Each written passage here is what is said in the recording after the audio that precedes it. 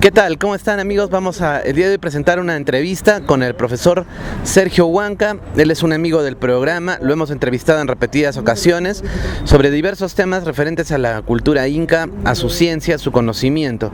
En esta oportunidad él va a extender un poco más una de las entrevistas que tuvimos, que era sobre la matemática inca. Él es autor también de un libro sobre esta materia, un libro que es un bestseller, es distribuido, vendido a muchas personas ávidas del conocimiento incaico, sobre todo jóvenes, estudiantes. El profesor Sergio Huanca se encuentra también en este momento con un grupo de sus alumnos y va a hacer una demostración de cómo se hacían no solo sumas y restas, sino también operaciones más complicadas. Así que bueno, yo los dejo con él en esta exposición que va a tener, y les recomiendo también, lógicamente, otros videos que van a salir aquí donde el profesor ya habla un poco más sobre teoría. Hoy vamos a ver un poco de teoría y práctica, así que los dejo con este conocimiento que ha sido redescubierto, que involucra a los incas por parte del profesor Sergio Huanca. Hayden, entonces cuéntanos un poco qué es lo que vas a hacer y procede, querido Hayden. Lo primero que voy a hacer es hacer la multiplicación de 3 cifras. ¿De 3 cifras? Sí. Perfecto. Ya. Adelante. Okay. Bueno, dígame un número de 3 cifras, cualquier número. 154, ya. Por otro número de 3 cifras. 343. Listo, lo tenemos. Ya. A ver, enfoca. El número es este. Ya. Enfócalo. A ver, este es el número. 154 por 343. Acá tienes el número. Listo, corre el cronómetro. Bueno, no es una competencia, pero a ver, vas a ver. Ya. Va a empezar a hacer. Lo vas a hacer ahora. Ya, si quieren pueden acercarse para que miren. Acérquense, acérquense.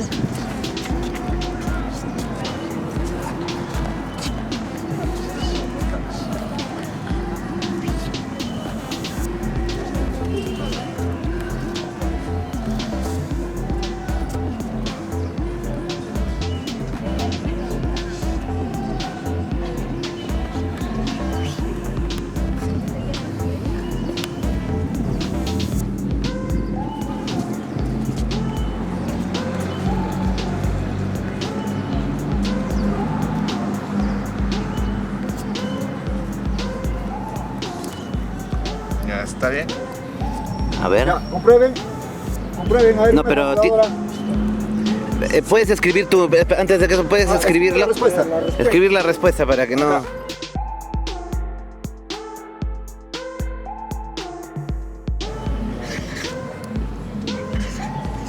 Ya, o sea, este resultado que ya vemos aquí, después de los movimientos que has hecho con la mano, ahora lo estás leyendo. ¿No lo puedes leer aquí? Ya. Por ejemplo, ¿cómo lo leo acá? Mira, tú ya has dado que es 52.822. Este es el 5.000. Sí. Este sería El 2. el 2.000, o sea, 50.000, 2.000, 800. 800, 200. No, 20. 20 y 2. Así se leería, ¿no? Sí. Ya, comprueben, a ver, con una Entonces, calculadora. la respuesta, según esta operación matemática que ha hecho con la Yupana, es 50.822. ¿Alguien tiene calculadora? Ya lo han hecho ustedes, ¿no? Muy bien, acá lo han hecho con calculadora. Bueno, el resultado se ve bien pequeñito. A ver, vamos a ver. Pero ahí está, ya se ve. 52.822. Ya. Lo ha hecho relativamente rápido, una multiplicación de 3 cifras, ¿no es cierto? Ya, sí. Ahora vamos a pasar a la división. Ya. A ver, cualquiera me va a dictar un número de 5 dígitos. Ya. Un número de 5 dígitos, dígame. Ya. Ahora van a hacer cualquier una número. división. Un número de 5 dígitos. 9.879. 9.000. Ya no importa. 9.800. 79. Ya. ¿Entre cuánto? Entre. ¿Cuánto sigue? Entre 2 cifras, a ver. 73. Ya. Ya. Empezó 73. Este número, 9.879 entre 73. Listo. Lo va a hacer ¿No lo vas a escribir? ¿Ya lo tienes en la mente? Ahí está. Ah, ya, no. Ya, perfecto. Ya va a empezar el cálculo. A ver, vamos a... Perfecto.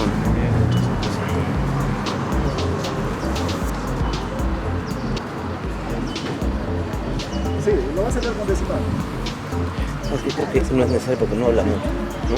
Pero igual ahora lo vamos a tener. Ya.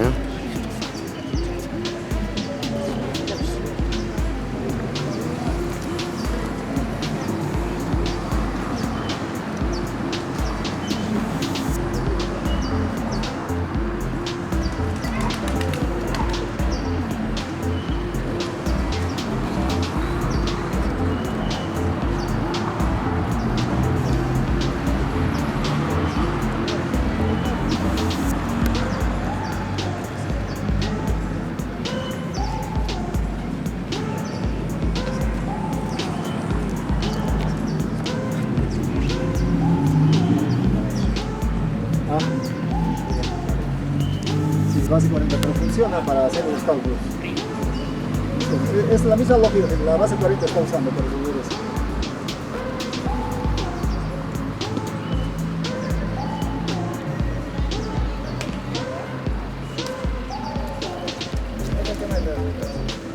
De los incas, como los incas hacían sus cálculos.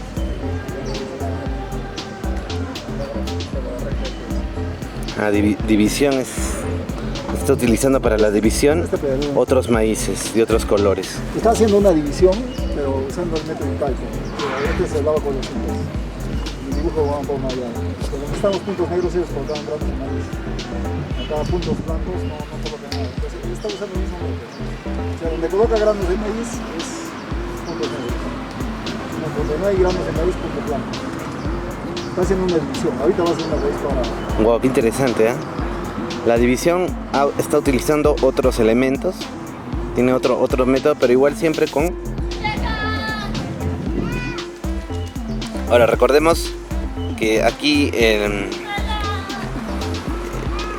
¿cómo se llama? Yamil, no, me he quedado con Yamil. Yamil, ¿no? Aquí vemos como Yamil en 2 semanas, ¿no? Miren, 2 semanas tiene y está utilizando este método ya. Lógicamente ya con mucha mayor práctica podría hacerlo, me imagino, más rápido, pero no. Se trata de que salga el resultado exacto, ¿no?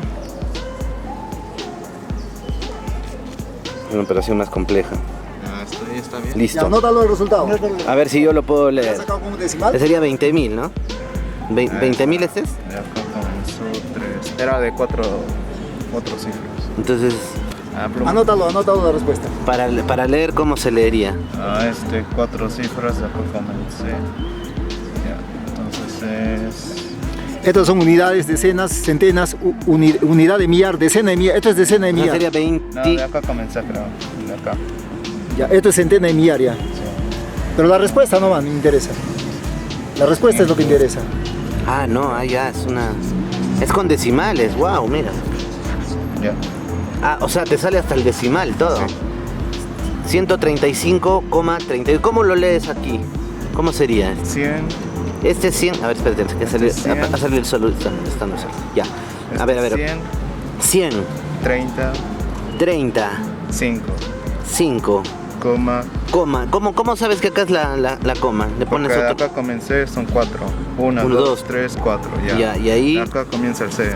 viene el punto, digamos. Sí. Décimos. Esto sería décimos, centésimos. Entonces sería acá 8. Décimos. Ah, no, 3. Unidades, décimos, centésimos. Porque después sigue. Ya, y acá ¿qué se lee? Aquí. El Décimos 32. Esto sería décimos. 32, así se lee. Sí. ¿Y estos por qué están? Porque todavía falta, pero no tengo más campo. Ah, falta pero tiene más campo, pero esta es la que te dice la respuesta Sí. junto con estas dos. Sí. Estas son las respuestas. Sí. Y acá se extiende. Qué interesante. A ver, 135,32 es la respuesta. A ver, vamos a ver A ver, el hombre de la calculadora. ¿cuánto ha salido? A ver, 9.879 entre... ¿Se pagó, creo? Estamos ahí con... 9.879 entre 73. No, está haciendo... A ver. No logro verlo, te necesito... Ahí. Ya, ajá. Y la respuesta. 135,32876. ¿Listo? ¿Coincide? Sí. Ahí está, bravo. Bravo. 135.32. Ya, o sea, quiere decir que tú podrías todavía extender más la progresión de los números de la respuesta. Sí, podría hacerlo más, pero Más decimales podría sacar, sino Más. que falta espacio. sí, Ah, tendría que ser como una yupana hacia abajo más, ¿no? sí. En este caso, profesor, los incas tenían la posibilidad de hacer el ábaco infinito, ¿no? Porque campo es lo que más sobra, ¿no? Podrían extenderla No, definitivamente. Este abaco da pues para trabajar en el rango tanto hacia arriba como hacia abajo. Hasta el infinito, ¿no? Pero en este caso no necesitamos tan grande, ¿no? Claro. Sí, es igual que las computadoras. Las computadoras tampoco pueden trabajar hasta números demasiado grandes, ¿no? Tienen un límite. Ajá. Igual este abaco tiene, de acuerdo a las necesidades de ellos, pues, ¿no? Hemos visto, entonces... Pero como vemos, Yamil ha sacado, digamos, el resultado, lo ha sacado correcto. La gente que está acá pueden verificar el resultado y también con 2 números decimales lo ha sacado, ¿no? Podría haberlo sacado con más números decimales. Ujú. Pero bueno, yo creo que es suficiente. Bueno, se puede... Sí, profesor, entonces quiere decir que Lo que le iba a preguntar, va a ser otra operación, ¿no? Creo. Sí, una raíz, Raíz va a cuadrada. sacar una raíz cuadrada. Va a sacar raíz cuadrada. Ya, antes de eso, el método con el cual se ha diseñado esto, ¿quién lo descubrió usted, profesor? El método para hacer estas operaciones. Claro, sí, lógico. Usted le ha transmitido ese conocimiento. Inspirándome en lo que dicen las crónicas, que los incas hacían los cálculos aritméticos usando el ábaco, pero el conocimiento, cómo hacían el cálculo, se ha perdido. Ese conocimiento. Entonces, de alguna manera, yo he tratado de, digamos, de imaginarme cómo pudieron haberlo hecho en base a la lógica de cómo se formaban los números. Claro. Una vez que tú entiendes cómo se forman los números, ya prácticamente el cálculo aritmético ya sale por su propia... ¿Cómo te puedo explicar? Cae por su propio peso. Cae por su propio peso. O sea, lo más difícil es distribuir los números y formar, ¿no? Pero la lógica que ha usado Yamil es la lógica de base 40. Y los movimientos que hace casi son... O sea, son movimientos de mano, como dicen las crónicas que eran, ¿no? Claro, o sea, él... Poner un maíz aquí, otro acullá, otro más allá, y claro, así, ¿no? lo que dice pues Fray Luis de Acosta, ¿no? En el libro ahí de la... Yo tengo el libro de Fray Luis de Acosta. A ver, vamos a ver, ojalá que lo encuentre rápido. Este es su libro, el libro del profesor Sergio Huanca. Acá vamos a leer lo que dice Fray Luis de Acosta, ¿ya? Semiótica arquetípica de la matemática inca, que es el libro con el que es conocido el profesor Sergio Huanca. Acá lo encontré. A ver. José de Acosta, 1590. En su libro Historia Natural y Moral de las Indias, publicada en Sevilla, al describir las técnicas de cálculo inca, reconoce la superioridad de las técnicas de cálculo aritmético andino sobre las técnicas de cálculo español. Al respecto dice lo siguiente, dice, hay que verlos empleando una suerte de calculador. O sea, se refiere a esto, ¿no? A esta yupana. Dicen que usan una suerte de calculador así para ejecutar cálculos difíciles al modo como lo hace un calculista empleando pluma y papel. Estos indios hacen uso de granos de maíz. Colocan un grano aquí, 3 allá, 8 en cualquier lugar y así sucesivamente, ¿no? Justamente eso es lo que ha hecho Yamil. Claro, Colocar hemos un grano visto. acá, un grano allá y bueno, finalmente dice, digamos, Fray Luis de Acosta, dice, entonces mueven un grano aquí, otro allá. De hecho, que ellos son capaces de completar el cálculo sin cometer el mínimo error, ¿no? En el considerar a personas así como salvajes o poco ingeniosos, déjenos a cada cual con su juicio. Personalmente considero que su modo de calcular es superior al nuestro, ¿no? Wow. Entonces, este español estaba reconociendo que la técnica de los cálculos Por supuesto. del cálculo inca funcionaba, ¿no? Por supuesto. Ya, ahora pasamos a la... va a sacar una raíz cuadrada. Para lo cual vamos a anotar el tenemos número. algunos aquí. Acá lo vamos a anotar el número. Acá vamos a ¿Cómo anotar se el dice? número. Estos son las, esta es la raíz cuadrada de este, ¿no? Ah, ya, bueno, Vamos a elegir tenemos aquí Va a escoger al azar un número. una persona del público, tiene aquí algunas raíces cuadradas. Entonces al azar se va a escoger. Lógicamente, me imagino, no tiene Ya, nada de información previa. ya, cualquier número También dígame. memorizarlo es complicado. Cualquier número dígame. Muy bien. 3.969. 3.969. 969. Ahora vamos con una raíz cuadrada. Ya, todavía que no digas el resultado. 3.969, ¿no? Sí, Es correcto, ¿no? sí. Ya, Ya, ya, 3.969. va a sacar la raíz cuadrada. Haga la entrega, profesor, del Sí, ya, saca la raíz papel cuadrada. para tenerlo ahí a la mano. Ya lo tiene. Ay, el sol. Muy bien, comienza entonces.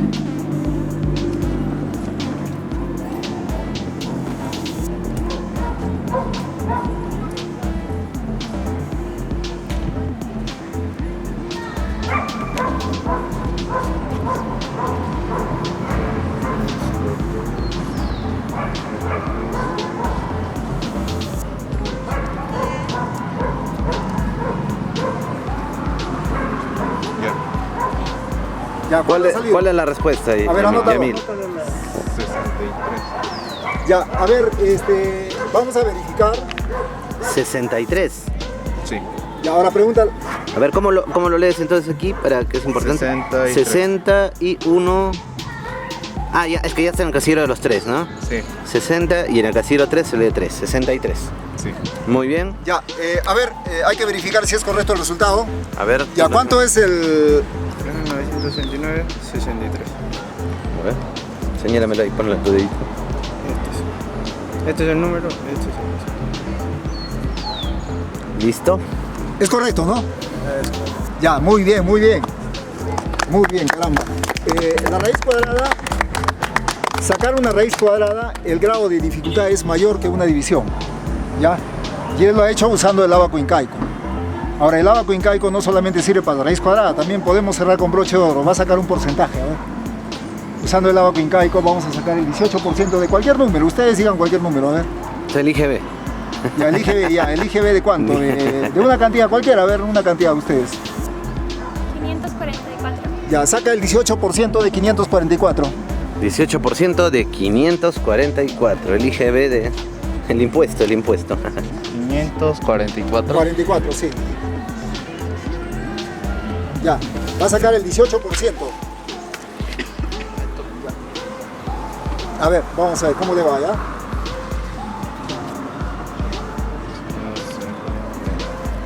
A ver, vamos a comprobar. Ahora, lógico, dependiendo de la práctica se puede hacer más rápido, ¿no, profesor? Yo te voy a dar la pausa. Bueno, ¿cómo no lo vas a importa. comprobar? Ya le preguntamos. Sacar el 18% de 544. Ya lo ha sacado, ¿no?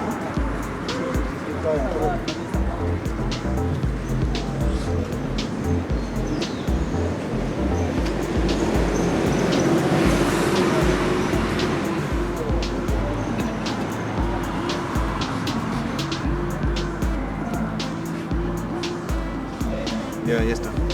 ¿Cuánto te ha salido? Respuesta. 97, A ver, sí. A ver. 7,92.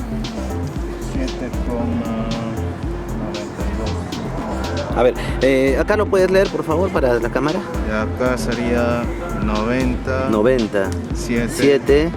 La coma viene. 9,72. 92. 97. Ah, 92. 92. Sí, 92.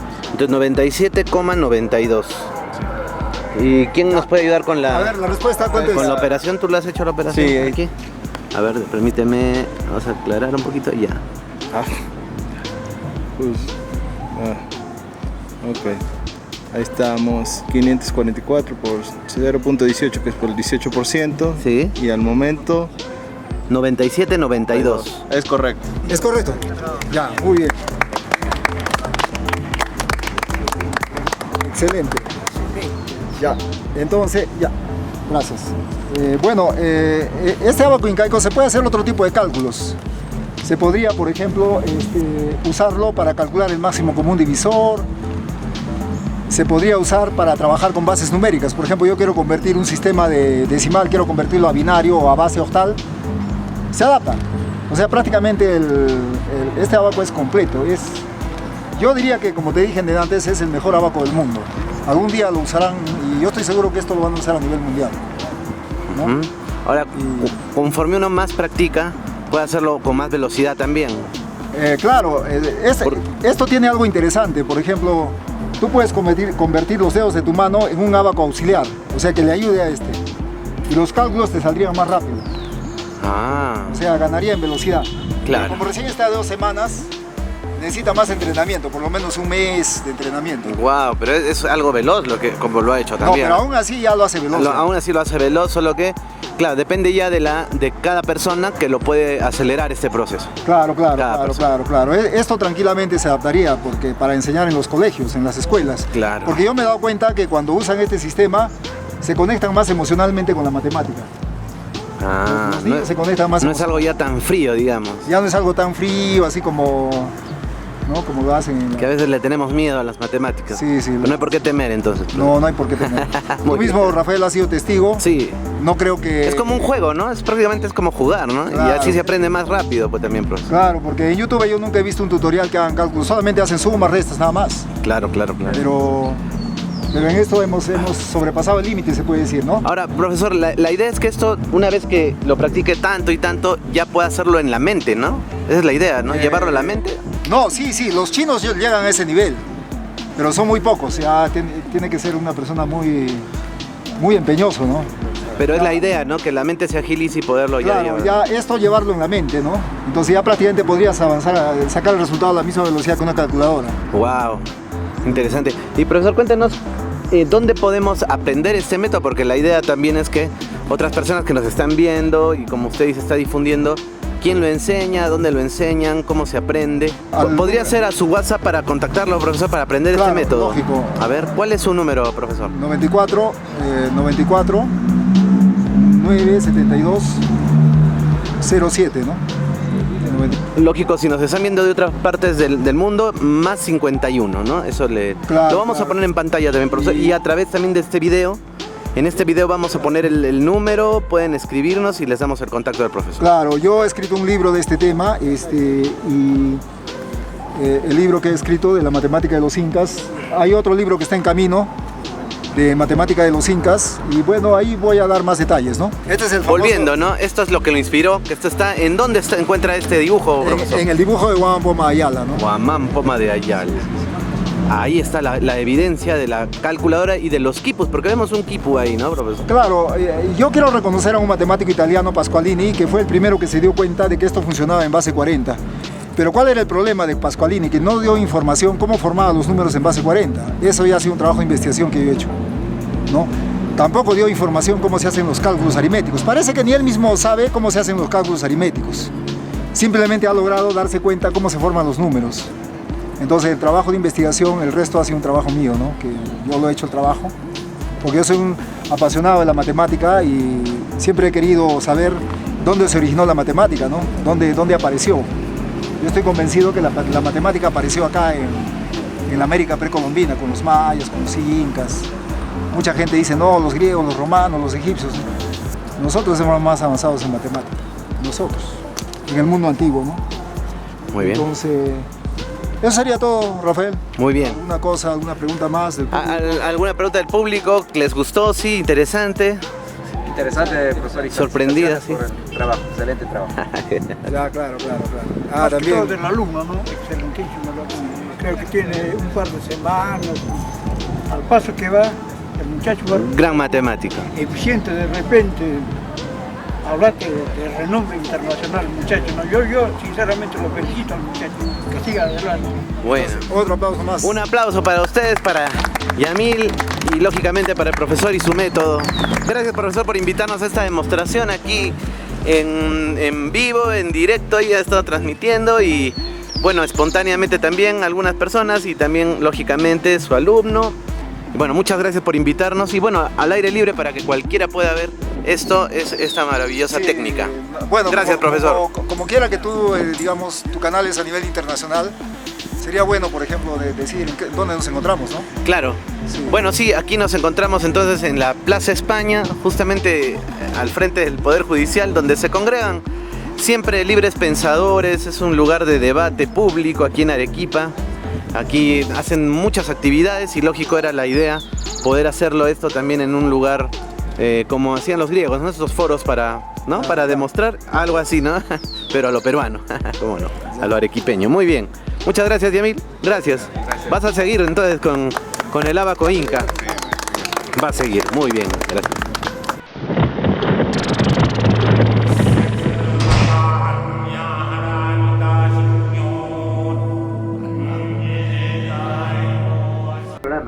Buenas tardes, Rafael. Muchas gracias por la invitación. Bueno, estoy al tanto de la pregunta que me puedas hacer, ¿no? Respecto a esto que la exposición que hemos hecho en la Plaza España, ¿no? Así es, profesor. Yo pensaba que simplemente, como le manifestaba, el abaco inca o la yupana era para operaciones, digamos, no tan Básicas. complejas, básicas, tal vez, como dicen, ¿no? Le servía pues para sumar a los incas para su ganado y punto, ¿no? Sin embargo, parece que esto no ha sido de todas. ¿Cómo? Extiéndanos por favor su respeto, por favor. Claro, como tú te pudiste dar cuenta, Rafael, en la exposición que hicimos en la Plaza España, con el ábaco incaico, o sea, más conocido como yupana, no solamente sirve para hacer operaciones básicas, también sirve para multiplicar, para hacer divisiones complejas, para extraer raíces cuadradas. Ya ustedes lo van a ver más adelante eso, ¿no? En la exposición que ha hecho mi alumno. Pero antes de entrar en detalle, yo quería más o menos dar una introducción a esto para que sea un poco más ameno. Y quería comenzar con un comentario que yo quería hacer, ¿no? Mira, yo el otro día pasaba, digamos, por una calle y vi un afiche en una pared. En ese afiche decía sabiduría. En ese afiche decía sabiduría del mundo. Sabiduría del mundo. Bueno, y era una conferencia que iban a dar, iban a hablar de la sabiduría del mundo, pero en la sabiduría del mundo solamente aparecía el Tíbet, la India milenaria, los misterios del antiguo Egipto, China, Roma, nada más, ¿no? No figuraba, por ejemplo, la sabiduría de la América precolombina, ¿no? Entonces esto prácticamente a mí, digamos, un poco como que me dio que pensar, ¿no? ¿Por qué, digamos, a América precolombina se le margina? Como que acá no hubiese habido sabiduría, ¿no? O sea, como que acá solamente hubiésemos tenido leyendas, mitos, pero no sabiduría, algo así, ¿no? Y yo leía el libro de un sabio alemán que llegó a que llegó a ser un gran masón, creo que llegó al grado 33, el sabio alemán Arnold Krumheller, que él escribió un libro que titulaba Logos, Mantram y Magia, ¿no? O sea, no solamente era el único libro que escribió, él escribió decenas de libros, creo que tiene 30 libros, ojalá que no me esté acordando mal. Y este pensador alemán, yo quiero, digamos, dar una cita a lo que él dijo de lo que había acá en la América precolombina, ¿no? Él opinó lo siguiente, ¿no? En la página 50 y 51 de su libro Logos, Mantram, Magia, en la página 51 él dice lo siguiente, ¿no? Cada día me congratulo más de haber conocido y estudiado primero las tierras sagradas de México, Quirigua, Guatemala y Perú que el Egipto, pues aquello es superior sin duda en todo género de tradiciones y aún está por encima de la India. Pero como nadie en su tierra es profeta, los mexicanos y peruanos se vienen a buscar literatura teosófica del Oriente sin antes conocer su propio país, cuyo estudio por esta paradoja viviente nos dejan a nosotros los alemanes, ¿no? Este es el libro que él escribió y en la página 52, en la página 50 y 51 de este libro está esa opinión, ¿no? Bueno, posteriormente di con un libro de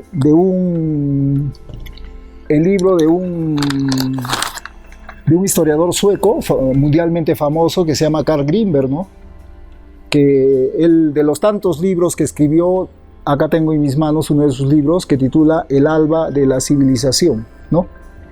Y en la página 217 de este libro, él, miren lo que dice, ¿no? Dice, en matemáticas, los antiguos egipcios no llegaron mucho más allá de contar con los dedos, pues no conocían más que la adición y la sustracción, ¿no? O sea, prácticamente solamente sumaban y restaban.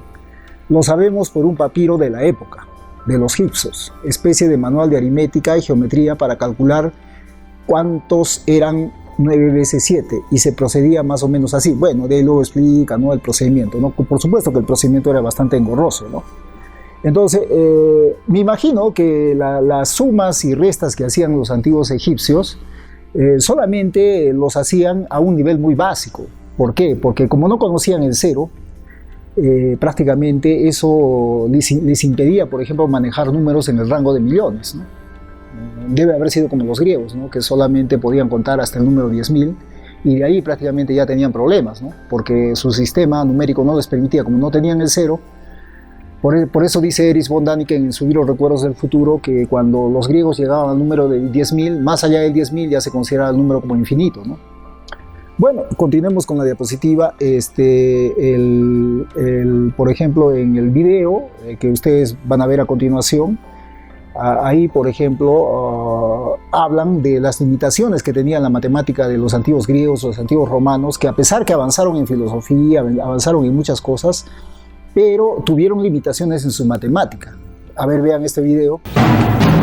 Los griegos y romanos eran grandes ingenieros, teólogos, historiadores, entre otras cosas, pero estaban bastante limitados por sus sistemas matemáticos, porque no tenían el cero. Así que aquí tenemos una gran ironía, pues ellos pudieron publicar grandes trabajos en filosofía y otros temas, pero eran matemáticos bastante flojos en comparación con los mayas. El quipu, por curioso que parezca, también lo conocieron los chinos. Por ejemplo, en el famoso libro de Li Qing menciona los quipus, en el libro del Tao Te Ching también lo menciona, y los anales de la corte del emperador Ming, creo que no me acuerdo, no sé, ojalá que me esté acordando de el libro, también menciona, por ejemplo, al quipu. O sea, históricamente está demostrado que los chinos conocían el quipu. Pero si nos atenemos, por ejemplo, al Tao Te Ching, que tiene una antigüedad de 2.500 años, significa que hace 2.500 años los chinos ya conocían el quipu. Cualquiera podría pensar con ese dato, no, los chinos inventaron el quipu. Uno podría pensar. Pero felizmente tenemos el quipu más antiguo del mundo, con una antigüedad de 4.500 años, que fue encontrado por la doctora Ruth Shady en Caral, ¿no? Y ha sido datado por el carbono 14 en la Universidad de Pensilvania de Estados Unidos, y la antigüedad que ha arrojado ese ábaco es 4.500 años. O sea, era la época que se estaban construyendo las pirámides en el Antiguo Egipto, o de repente, por ahí más o menos, ¿no? De repente no es exacto, pero más o menos por ahí, ¿no? Era la época en que recién estaban naciendo Mesopotamia, la India, ¿no? Solo para interrumpir un segundo, para que nos aclare esto, profesor, lo de los quipus se le ha atribuido que es un desarrollo inca, pero si es que esto ya estaba en la cultura caral, hay o dos cosas, ¿no? O no era inca, o los incas son más antiguos de lo que nos han hecho, de lo que supuestamente pensamos, ¿no? Porque estos conocimientos ya serían de más de 5.000 años, probablemente mucho más. ¿Cómo se entiende este anacrón, este objeto, este OPAR, ¿no? Este objeto anacrónico, bro? Hay que tener en cuenta que los historiadores del mundo occidental dividen, por ejemplo, la historia del Perú entre pre-incas e incas, ¿no? A mí me parece que esa división no es innecesaria, porque ¿acaso hablamos, por ejemplo, de pre-chinos y chinos? ¿Acaso decimos pre-aztecas y aztecas? Tampoco decimos pre-egipcios, ¿no? Simplemente los egipcios, punto, ¿no? Claro, entonces en este caso, por ejemplo, en Caral, por ejemplo, ya fue conocido, digamos, los quipus. El Caral es una civilización andina que floreció hace 4.500 años en las costas del centro del Perú, ¿no? Ya casi yendo para el norte, ¿no? Más o menos por ahí está, o sea, por Lima, un poco más al norte de Lima, ¿no? Entonces, ahí se floreció la civilización de Caral, que en este caso eran pre-incas, ¿no? Yo creo que más correcto sería decir que fueron los antepasados de los incas, ahí está, ¿no? Los antepasados de los incas. Okay. Y lógicamente los incas, por ser descendientes de los de Caral, lógicamente heredaron ese conocimiento, ¿no? Claro. Ahora bien, un quipu en realidad era un ábaco textil, porque de la forma como lo describe Garcilaso de la Vega, ustedes pueden leerlo acá en la diapositiva que estoy mostrando, bien claro dice, ¿no? Garcilaso, voy a leer lo que dice Garcilaso, ¿no? Los nudos se daban por su orden de unidad, decena, centena, millar, decena y millar, y pocas veces nunca pasaban de la centena de 1000, etcétera, ¿no? Entonces prácticamente lo que está describiendo Garcilaso de la Vega es un ábaco textil, ¿no? El quipu era un ábaco textil. O sea, los nudos del quipu eran lo que un ábaco son las cuentas, esas bolitas que se muevan. En este caso las cuentas eran fijas, que eran nudos. Y esos ramales del quipu vendrían a ser los soportes paralelos de los ábacos, ¿no? O sea, el ábaco prácticamente, yo diría, desciende del quipu, ¿no? Yo lo veo así, ¿no? Eso está clarísimo. Entonces, miren, acá hay algo curioso. Franklin Pease escribió un libro que se llama Los Incas, ¿no? Y en ese libro que él escribió, prácticamente él, describe la organización piramidal de la sociedad incaica, dice, ¿no? O sea, digamos, estaba el Purej, el Pisca Camayo, el Chunca Camayo, el Pisca Chunca, el Pichaca Camayo, el Pisca Pachaca, el Guaranca Camayo, el Pisca Guaranca, etcétera, ¿no? Pero qué curioso, ¿ah? ¿Qué cosa era el Pisca Camayo? Era el número 5, el Pisca Chunca era el número 50, el Pisca Pachaca era el 500, ¿quién era el Pisca Guaranca? Era el 5000, ¿quién era el Purej? Chunca Camayo, el Purej era el 1, ¿quién era el Chunca Camayo? Era el 10, el Pachaca Camayo era el 100, el Pachaca Camayo era, perdón, ya repetí ese número, el 100, el Guaranca Camayo era el 1000, y así, etcétera, ¿no?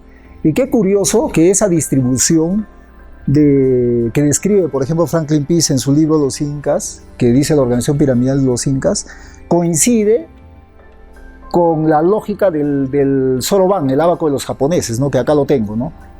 O sea, esta cuenta carmesí prácticamente sería el Pisca Camayo. Esta cuenta de color, la cuenta que sigue sería el Pisca Chunca y así, etcétera, etcétera, ¿no? 5.000, no, ¿cuánto sería el Pisca? O sea, este sería 5, este sería 50, esto, 500, 5.000 y así, ¿no? Este es el ábaco japonés. El ábaco japonés. Y también coincide con la numeración romana. Ahorita te voy a explicar eso por qué. Ya, y estos de acá que vienen a ser los unos, esto vendría a ser el 1, el 10, el 100, el 1000, 10.000, ¿no? Coincide con la organización piramidal de los incas, ¿no? Prácticamente era como que la organización piramidal de los incas era como un ábaco gigante, algo así más o menos, ¿no? O sea, era una cosa que me llamó la atención, ¿no?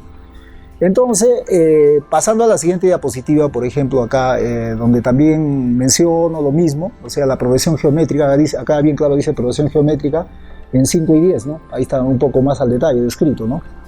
Entonces, ahora, si nos vamos, por ejemplo, al ábaco de base 40, porque tenemos que tener en cuenta una cosa, que los incas tenían dos ábacos. El ábaco de base 10, que era la Taptana, y el ábaco de base 40, que era de Yupana. Los dos ábacos están representados en los dibujos de Huampoma de Ayala. Con la Taptana está representado con más detalle, porque en el dibujo de Huampoma de Ayala, me olvidé de mostrar esa diapositiva, en ese dibujo de Huampoma de Ayala aparece incluso las piedritas de color negro y las piedritas de color blanco para identificar los números positivos de los números negativos. Porque los incas ya conocían los números negativos. Eso está en el diccionario de Ludovico Bertonio, un diccionario que fue escrito hace 5 siglos, donde habla de que usaban, digamos, dos colores para diferenciar los adeudos, o mejor dicho, para diferenciar las sumas de las restas, ¿no? Y solo para los que de pronto no están tan familiarizados con las matemáticas, ¿por qué es importante que una civilización conozca los números, creo que naturales, y los números negativos?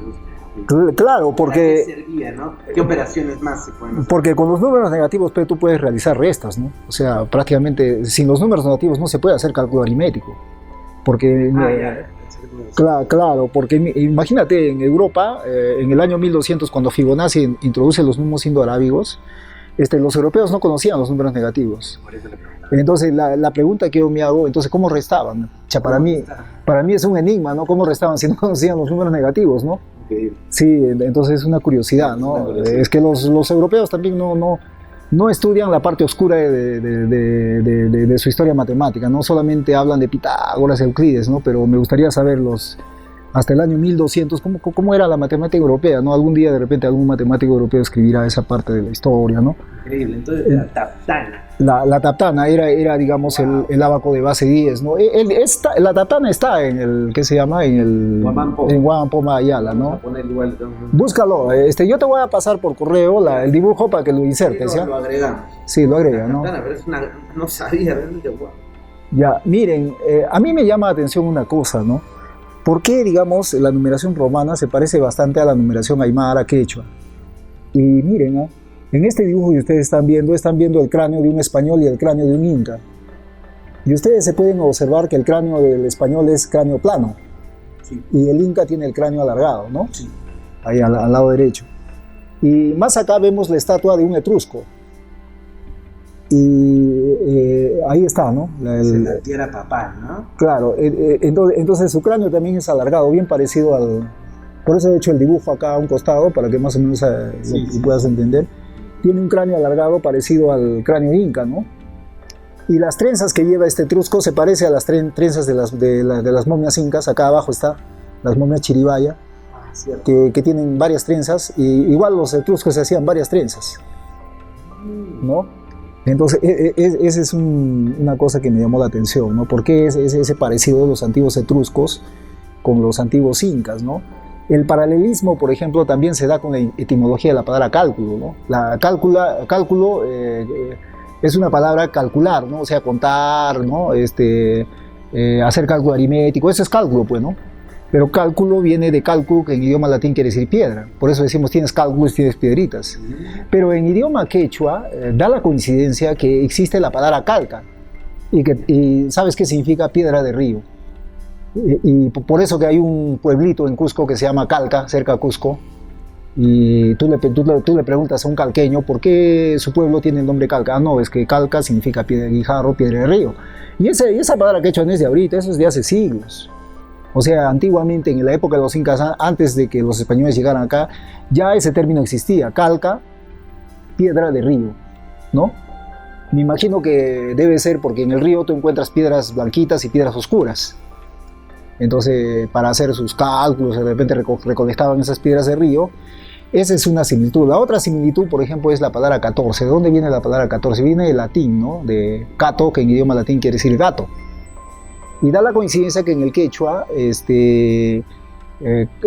14 se relaciona con 4, ¿no? Porque 14 es 10 y el 4, ¿no?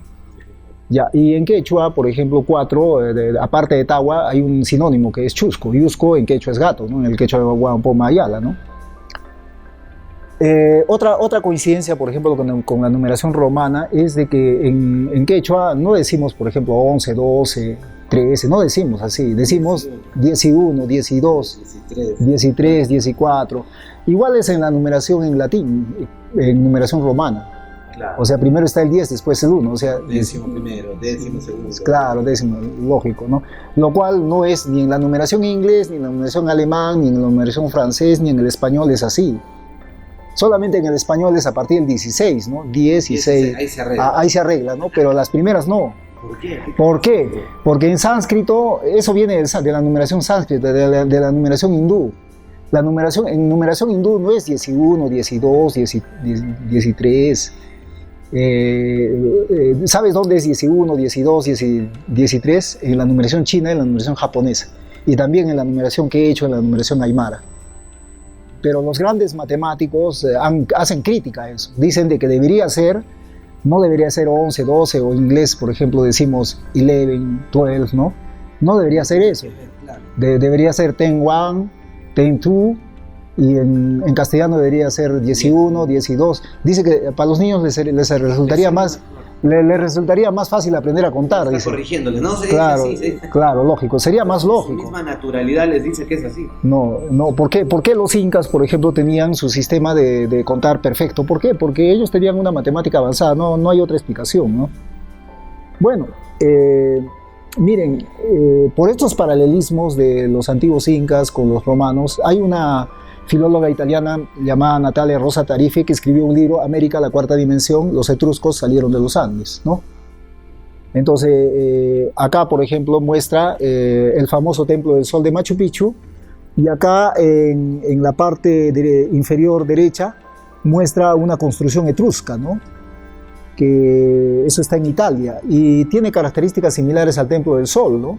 Tiene el muro inclinado, la construcción cilíndrica, todo eso. Pero no es el único paralelismo que he encontrado. He encontrado un montón de paralelismos. Entonces, por eso sería cuestión de que lean el libro y en el interior van a encontrar mucho más paralelismos, ¿no? Claro, y solo agregar para este tema, profesor, que justamente estuvimos en Cusco y hablamos con el señor Jesús Gamarra y nos dijo que fue, no recuerdo si fue él o fue su padre, Alfredo Gamarra, cusqueños, allí que viven muy cerquita del mercado San Pedro, que conocieron a la doctora, ¿no? y que fue gracias a una conversación surgida en el mismo Cusco que ella da con esta clave, ¿no? Entonces, este libro, claro, tiene una influencia directa de gente de Cusco, ¿no? Y que le cambia la visión a este investigador y publica este libro, ¿no? Que es un libro desaparecido hoy de las bibliotecas, pero que deberíamos todos leer, ¿no? El origen, pues, de la humanidad, que estuvo probablemente aquí en Perú. Pero bueno, adelante, solo para comentar. Claro, este libro antes figuraba, por ejemplo, tú le ponías Google Imágenes, figuraba, salía bastantes carátulas del libro en internet, pero ahora ha desaparecido, ya no se encuentra, ya está buscando. No me explico por qué el libro lo han desaparecido, ¿no? De repente quieren evitar que la verdad salga a luz, ¿no? Bueno, continuando con esto, miren, cuando nosotros, otra coincidencia, por ejemplo, con los antiguos romanos, es de que en 10 en números romanos es una X, pero ¿de dónde sale esa X? Sale de la cruz. O sea, para los antiguos romanos 10 era una cruz oblicua, ¿no? Entonces, da la coincidencia que en la numeración japonesa, en la numeración china, 10 sigue siendo la cruz. Por ejemplo, si ustedes ven acá en la diapositiva, la numeración china, ahí el número 10, la cruz, ¿no? En los japoneses es igual, ¿no? Acá está la numeración en japonés, 10 es la cruz. ¿Ya? Y en idioma puquina, ¿sabes cómo se dice 10? Se dice escata. Y al pasar al quechua, ¿sabes cómo pasó? Como chacata. ¿Y qué significa chacata? 10. O sea, en numeración puquina, que era un idioma hermano del aymara, 10 también era una cruz. Pero en quechua, ¿qué cosa decimos 10? Decimos chunca. ¿Por qué chunca? Chunca viene de unca, que en el quechua moderno unca se ha convertido en onca. ¿Qué significa onca? Jaguar, ¿no? Y la cruz es el símbolo del jaguar. Por eso que en el billete de 10 rublos de Bielorrusia aparece un felino y a su costado su símbolo, la cruz. Por ejemplo, acá yo tengo unas cerámicas de un quero tiahuanaco donde aparece el puma y ahí su símbolo, la cruz. En la diapositiva bien claro lo ven, ¿no? En jaguar, por ejemplo, el jaguar de Chavín, igualito. O sea, ahí está el jaguar y los decorados de las cruces están en el cuerpo del jaguar. Y en la heráldica europea, en el escudo de Holanda, en el escudo de Inglaterra, el león se relaciona con la cruz. Por eso que los leones figuran en el escudo británico y la cruz figura en la bandera, ¿no? Entonces prácticamente cuando nosotros decimos chunca en quechua 10 y unca es jaguar, entonces estamos relacionando con la cruz, que tiene que ver con la numeración romana, que 10 en romanos también es una cruz oblicua, ¿no? Esa es otra coincidencia, ¿no? Con los antiguos romanos, ¿no? Yo, por ejemplo, voy a omitir la cita de Fray Luis de Acosta, porque ya en un anterior video he mencionado esa cita, lo he leído. Sería bueno que vean el anterior video que se relaciona con este. Creo que está ahí, el título creo que era algo así como Yupana Binario, algo por ahí, tú lo colgaste en tu canal. Vamos a ponerlo como un enlace. Como un enlace, ¿no? Ya en ese video yo menciono lo que dice Luis Acosta de la cita, ¿no? De que cuando los incas hacían sus cálculos, su cálculo aritmético, lo que los calculistas españoles lo hacían con pluma y papel. Para hacer ese cálculo, los incas no usaban pluma y papel, dice que usaban granos de maíz, movían un grano acá, otro grano allá, otro grano aquí. La cosa que Fray Luis de Acosta no entendía qué cosas estaban haciendo. Lo único que se daba cuenta es que al final el cálculo salía, y dice que salía el cálculo incluso con más precisión que el que sacaban los calculistas españoles. Entonces, por eso que él dice en esa cita que su sistema de cálculo que ellos usaban nos saca ventajas, dice. O sea, estaba reconociendo que el sistema era superior, ¿no?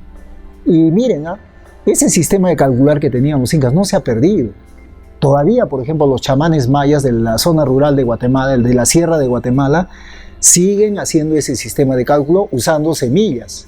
Ponen su telita en el suelo, cogen sus semillas, así sus frijoles, y con esas semillas hacen sus cálculos para calcular el calendario maya. Y si ustedes dudan, vean este video, el video 2, a ver, véanlo. Vamos a ponerlo.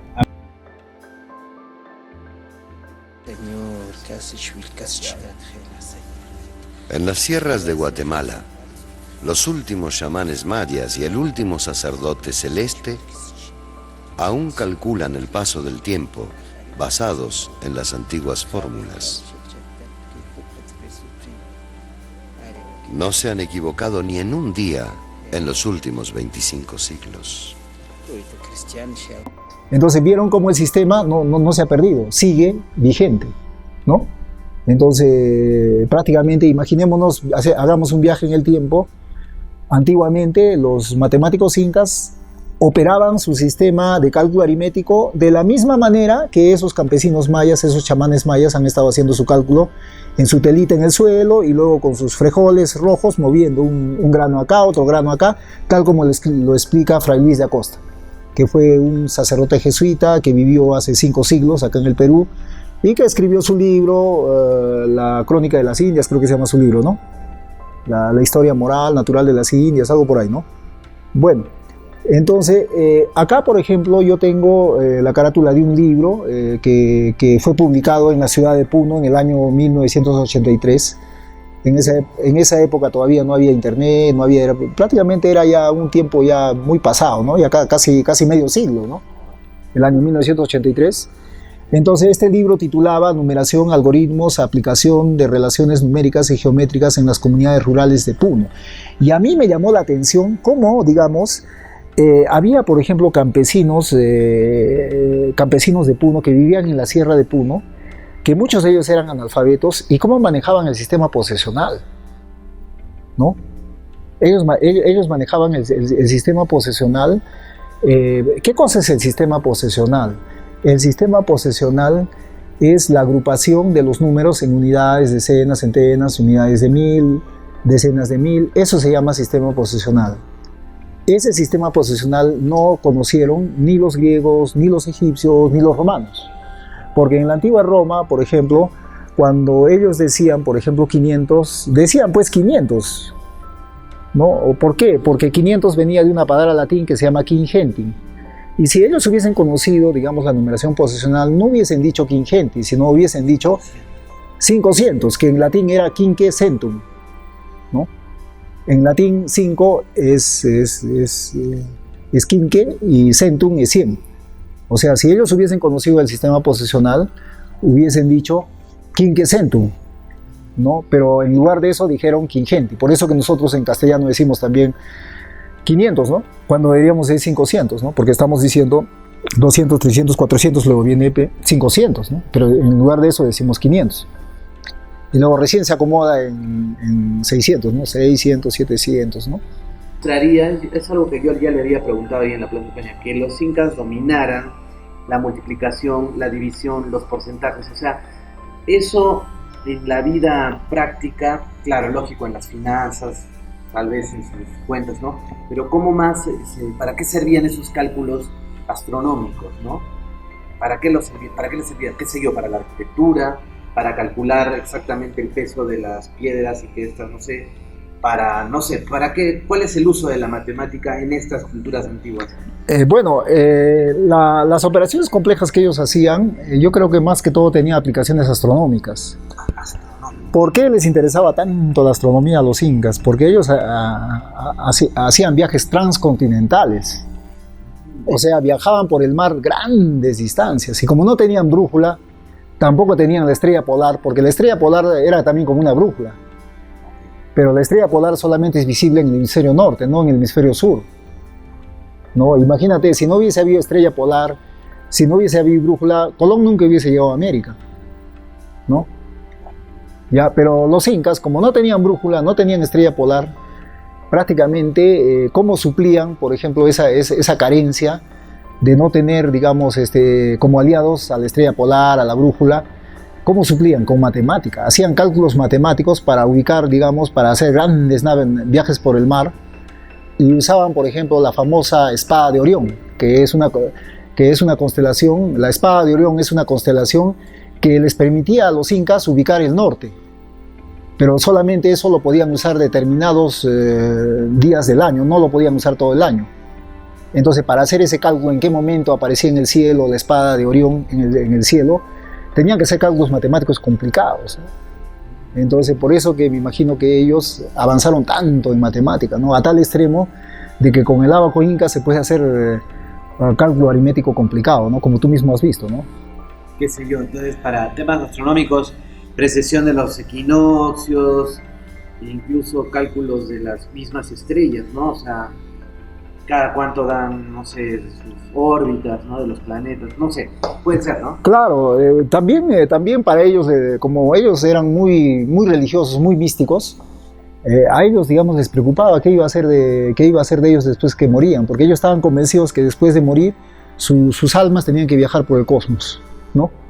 Y en ese viaje, para no perderse en el viaje, tenían que conocer, por ejemplo, digamos, de los equinoccios, de los solsticios, de la precisión de los equinoccios. Astronomía. Tenían que saber astronomía, ¿no?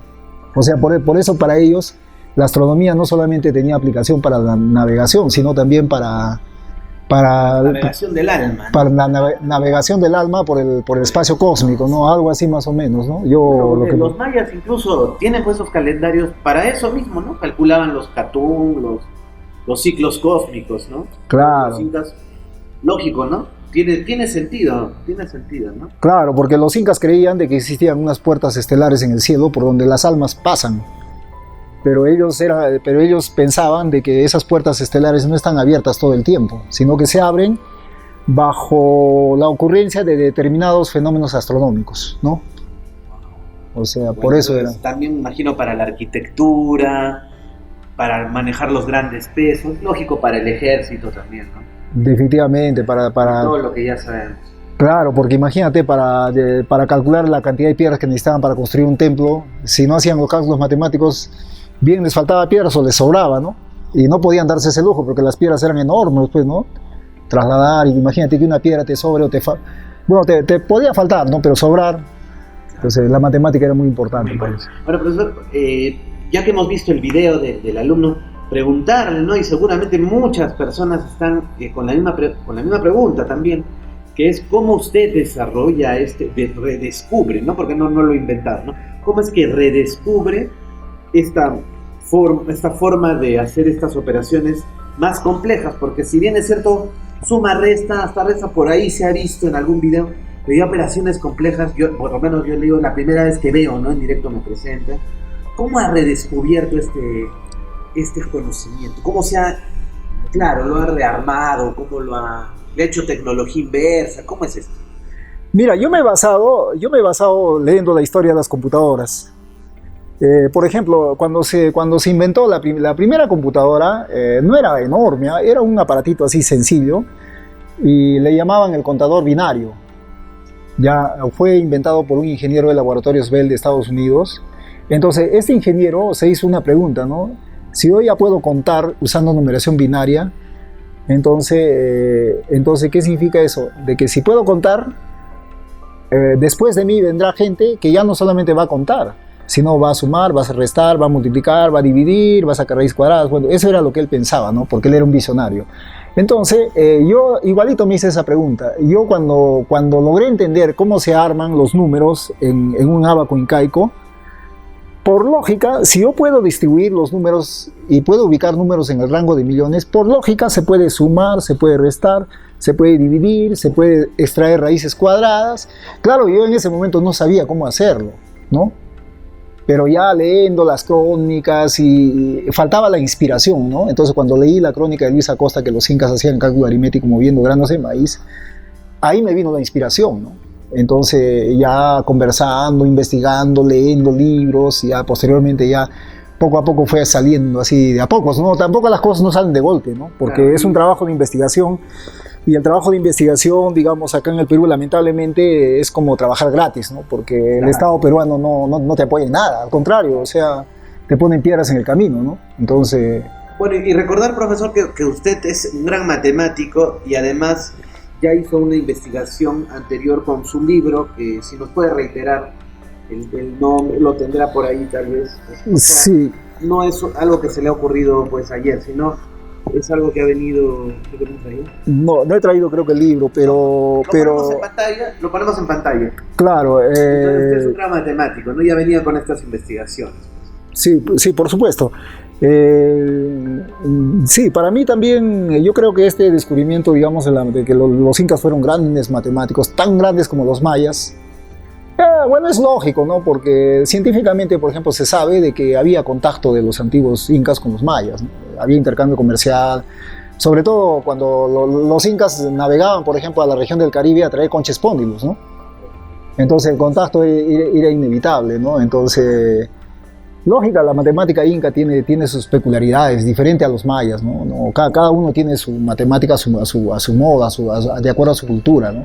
Pero, profesor, alguien dirá, ¿pero para qué sirve usar pues el ábaco o la yupana? De repente como algo curioso, pero ¿para qué decirle si ya tenemos calculadora? Ah, qué buena pregunta. Claro.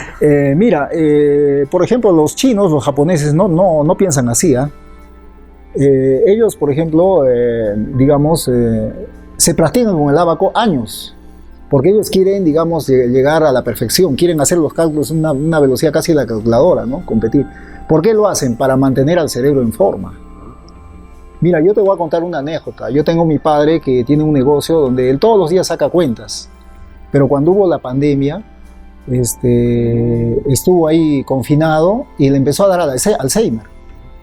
Sí, yo le hablaba y no entendía el significado de las palabras, que incluso ya no me reconocía, me decía, ¿quién eres tú? Yo estaba asustado, dije, no, ya le dio Alzheimer. Ya. Y cuando nuevamente recuperó, levantaron las restricciones y nuevamente fue a su negocio y empezó a sacar sus cálculos nuevamente y recuperó su memoria. Y te cuento otro caso. Yo tenía un amigo que su mamá tenía un puesto en el mercado. También todos los días su trabajo era sacar cuentas. O sea, la señora tenía más de 80 años de edad y seguía en el mercado trabajando, sacando sus cuentas. Y un día la señora se cayó y se fracturó la cadera. ¿Y qué pasó? De que a consecuencia de eso ya no podía ir a trabajar al mercado. Y a falta de actividad cerebral, la señora le dio Alzheimer. Ya no conocía a sus hijos, a ninguno lo conocía. No, tú eres el vecino, le decía. Por eso que es importante, por ejemplo, el cálculo aritmético. O sea, nosotros deberíamos practicarlo como una manera de prevenir el Alzheimer, ¿no? Porque practicar cálculo aritmético es como practicar sudoku. Por ejemplo, cuando el primer ministro de Inglaterra estaba internado, le dio el COVID y estaba internado, ¿y qué hacía él cuando estaba echado en su cama? Resolvía sudoku, el primer ministro de Inglaterra, Tony Lai. Entonces, creo que era otro, creo, Johnson creo que era, ¿no? Johnson, el primer ministro Johnson. Claro, entonces él practicaba su sudoku. Hay otros que practican ajedrez. Pero yo por experiencia sé, cuando tú haces cálculo aritmético... otra cosa también interesante del ábaco incaico es de que no es un cálculo mecánico, así como cuando tú aprendes en el colegio, mecánicamente aprendes, ¿no? A multiplicar, a dividir, porque hay un solo camino, ya todo se hace mecánico. Pero en el ábaco incaico no es así, eso es lo interesante. O sea, tú puedes buscar atajos. O sea, de repente había, por ejemplo, mis alumnos, cuando yo veía que hacían sus cálculos, uno seguía un método más largo y el otro iba a un camino más corto. ¿Cómo lo has hecho? No, yo he encontrado un camino más corto. Entonces, ¿qué había pasado? Había convertido los números positivos en negativos y el cálculo salía más rápido, ¿no? Entonces prácticamente esa forma de calcular se convierte como un juego de ajedrez. Así como tú buscas la mejor jugada, de repente uno ha hecho mate en 5 movimientos, viene otro y no hace mate en 5 movimientos, sino en 3. Ha reducido los pasos. Igualito es usando el ábaco incaico. O sea, si tú eres astuto, incluso puedes usar los dedos de tus manos como un complemento del ábaco y el cálculo te sale más rápido. Pero ¿de qué depende? De que tú sepas buscar el atajo más corto. ¿De qué depende? Depende de tu habilidad, de tu creatividad. Entonces eso es interesante, ¿no? O sea, que el ábaco incaico te permite esa capacidad de buscar atajos para llegar al resultado más rápido. Eso es bastante interesante. Y lo más interesante, que un ábaco incaico no necesitas irlo a comprar a la librería. Simplemente tú puedes hacer un dibujo en el suelo, te consigues unas cuantas piedritas y ahí empiezas a hacer el cálculo, ¿no? O sea, no hay limitaciones. O sea, prácticamente el costo es cero. De repente tú quieres buscar un ábaco japonés como este que yo me he hecho y no encontraron en librerías, y si lo encontrara, bueno, cuesta pues, ¿no? ¿Cuánto estará por un ábaco japonés? De repente 50 soles, qué sé yo, pero un ábaco incaico es gratis, ¿no? Puedes trabajar con piedritas, con granos de maíz, que no te cuesta nada, ¿no? Y otra cosa también interesante, como, bueno, un par de preguntas nomás, es el tema de los, como usted dijo, ¿no? Los movimientos, ¿no? Entonces, como para que revele un poquito el secreto, un poquito nomás, ¿no? Son con movimientos, ¿no? O sea, posiciones donde no puede repetirse 2 piedras al mismo tiempo, 4, y hay que moverlas, desplazar. Todo es como con una especie de formas, ¿no? No, la regla fundamental para manejar el ábaco incaico es de que cada fila, cuando se amontonan, por ejemplo, los granos, el valor puede exceder, ¿no? A veces en una fila hay valor de 25, hay valor de 30, valor. Tiene que irse. La única regla que hay que seguir es de que el valor no debe pasar de 9. Si pasa de 9, tiene que saltar al nivel inmediato superior. Esa es la regla más importante. Y retiramos el conjunto de piedras por una. Claro, es como decir, cuando tenemos, digamos, unas semillas que representan las unidades, lo intercambiamos, digamos, por una decena. Ya se simplifica, ¿no? Cada vez se van haciendo menos la cantidad de granos. Sería interesante porque bajo esa premisa la suma, o mejor dicho, la forma de manipular las matemáticas es como que en 3D, ¿no? Como es usando la imaginación y también en 3D porque lo tocas, lo mueves. Entonces el cerebro trabaja de una forma diferente de una persona memorista. No sé, no, yo lo veo así, ¿no? Has dado en el clavo, estás usando las dos manos. Cuando hay movimiento de las dos manos, entonces hay los dos hemisferios, ¿no? Wow. A lo que en el sistema tradicional de las escuelas, de los colegios, solamente usas una mano y solamente estimulas un hemisferio. Claro. Y eso no es un buen estímulo para el cerebro. Para matemáticas, sobre eso. O sea, el mejor estímulo para el cerebro es mover las dos manos, ¿no? Sí. No, por eso dicen de que las personas que hacen malabares dice que aumentan su inteligencia. ¿Por qué? Porque usan las dos manos continuamente. Y en el ábaco incaico es algo parecido, pues usted está moviendo las dos manos, ¿no? La situación. Caray. O sea, tiene sus peculiaridades. Claro que sí. Y en el colegio, bueno, ya como para ir cerrando, ¿qué dicen los alumnos cuando les ha entregado este conocimiento? Imagino es algo extracurricular, pero de todas maneras, ¿qué opinan? ¿Les gusta? Como este joven que ya hemos hablado con él, ¿no? Lo hemos visto en el video, le encanta. ¿Qué experiencia recoge de todo esto? Es rápido, ¿no? Como nos decías, creo que aprenden en una semana, en 2 semanas. No, ¿sabes qué cosa a mí me ha llamado la atención? Yo he sabido, por ejemplo, de casos de, por ejemplo, un niño que era malo para la matemática e incluso había repetido de año. ¿Y qué había pasado? De que cuando yo empecé a adiestrar en el manejo del ábaco a un grupo de niños, y que supuestamente era malo para la matemática, era el más hábil de todos. Y era paradójico, ¿cómo era posible que en el colegio era malo? Y pero encima cuando yo le enseñé a manejar el ábaco incaico, aprendía más rápido que el otro y los dejó lejos a los demás y tenía habilidad matemática, ¿no? O sea, me parece a mí de que el ábaco incaico también podría servir para detectar, ¿no?, a los genios de la matemática.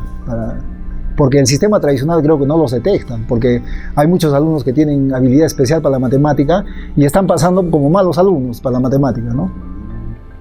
Entonces, y otra cosa también me he dado cuenta, que cuando tú les enseñas el ábaco incaico, se conectan emocionalmente con la matemática, lo que no sucede con el método tradicional. Lo ven medio aburrido, ¿no?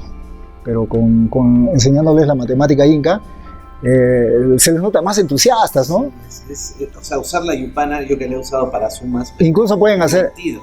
Incluso pueden hacer un trabajo en equipo con la yupana, ¿no? Ayudarse entre ellos, lo que no permite el cálculo tradicional, ¿no? Eso podría estimular, por ejemplo, el trabajo en equipo, ¿no? Lo que tiene que ver con la inteligencia emocional. Claro que sí. Y bueno, nos estarán viendo muchas personas, seguramente de muchas partes, y dirán, yo quiero que mi hijo aprenda este método, o yo quiero aprender, ¿no? No soy tan mayor, o yo soy mayor, pero quiero aprender. ¿Cómo podemos hacer para ubicarlo? ¿Va a dictar de pronto alguna vez algún curso? ¿Lo va a hacer online, por el WhatsApp? ¿Cómo lo ubicamos, profesor? Ya, bueno, a mi WhatsApp, bueno, les puedo dictar mi WhatsApp. Sí, por supuesto. 94 972 07. Bueno, a manera de reflexión, me gustaría, digamos, dirigirme a las autoridades educativas y que tomen esto del ábaco incaico y lo incorporen al sistema educativo peruano, ¿no? Por ejemplo, los chinos se sienten muy orgullosos de su ábaco, que ellos le llaman al ábaco el yuan pan, creo le llaman, ¿no? Creo que es el yuan pan, en japonés es soroban, ¿no? En chino no me acuerdo bien qué le dicen al ábaco chino, pero ya, digamos el ábaco chino, para que no hacemos problemas, ¿no? Y los chinos se sienten orgullosos de su ábaco y lo enseñan en las escuelas, hacen campeonatos de cálculo aritmético usando ábaco, hacen campeonatos, sacan al campeón regional, luego sacan al campeón nacional, el campeón de China se enfrenta con el campeón de Japón, ¿no?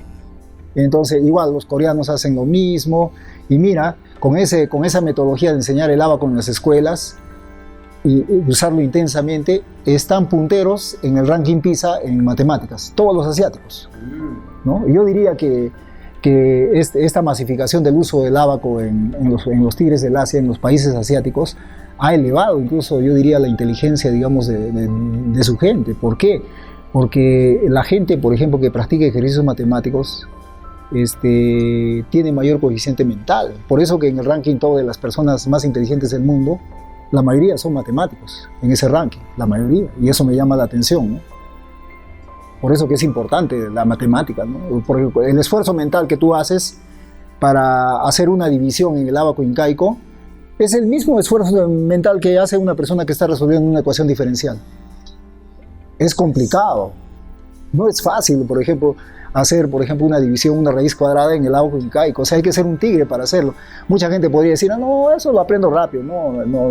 Se aprende, sí, pero no se aprende tan rápido. O sea, tiene su grado de dificultad. El Perú tiene potencial en niños matemáticos, ¿no? ¿Se ha visto eso, no? Claro. O sea, cada rato sale, ¿no? Niños de tal, campeón de matemáticas sudamericana, o sea, cada rato, y sin tanto apoyo, digamos, ¿no? Entonces parece que es genético ya, ¿no?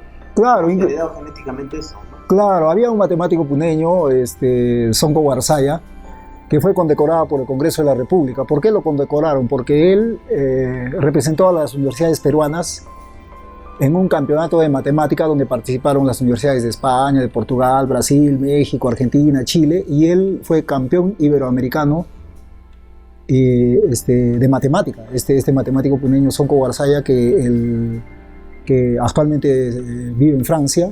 Me imagino que se habrá hecho su posgrado en una universidad de Francia.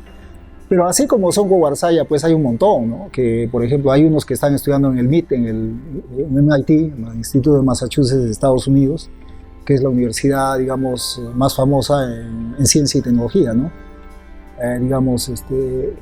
Nosotros, por ejemplo, deberíamos ser una potencia tecnológica, los peruanos con tanta habilidad matemática, ¿no? Pero lamentablemente no hay una política de Estado orientada a la matemática. La matemática no le dan importancia, más importancia le dan al fútbol, ¿no? Ese es el problema, ¿no? Como que el fútbol nos va a sacar de su desarrollo, ¿no? Cuando en realidad la matemática es la base de todo. O sea, quienes han desarrollado todas las computadoras son puros matemáticos. Tú lees la historia... Claro, acá estamos pensando que los futbolistas van a sacar de su desarrollo, pero estamos mal, ¿no? Por ejemplo, en China, digamos, ¿quiénes dirigen, por ejemplo, toda la tecnocracia china? Son puros ingenieros. El Politburó, por ejemplo, del Partido Comunista Chino que dirigen, por ejemplo, que dirige China, mayormente son ingenieros. Acá en el Perú, mayormente son abogados, ¿no? Entonces, yo no digo de que esté mal que sean abogados, pero también debería haber ingenieros, científicos, dirigiendo al Estado peruano, ¿no? Seríamos, tendríamos una política de Estado dirigida a la ciencia, si hubieran científicos, si hubieran matemáticos ahí en el aparato estatal peruano, ¿no? Muy bien, bueno. Gracias, profesor, por esa reflexión final muy valiosa. Y bueno, nos despedimos. Ya saben, pueden suscribirse al canal, compartir el video para ayudar a que esta información llegue a todos. Y le agradezco una vez más por su visita aquí. Y vamos a seguir pues en contacto. Cualquier cosa, seguimos aquí en comunicación, en los comentarios, ya saben, para interactuar con ustedes. Gracias, profesor Sergio Huanca. Un placer conversar con usted. Ya, muchas gracias, muy amable.